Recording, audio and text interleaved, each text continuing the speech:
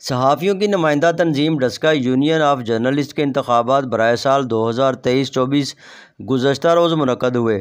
صدر اور general secretary کی سیٹ پر پولنگ ہوئی، جبکہ دیگر امیدواران بلا مقابلہ منتخب ہو گئے۔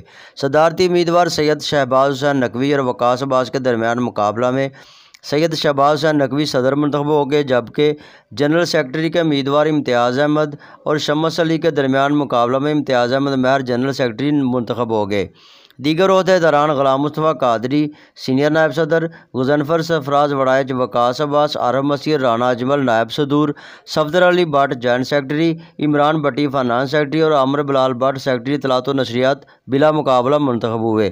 اب نو منتخب کابینہ باہمی مشاورت سے ایگزیکٹو ممبران کا چناؤ کرے گی۔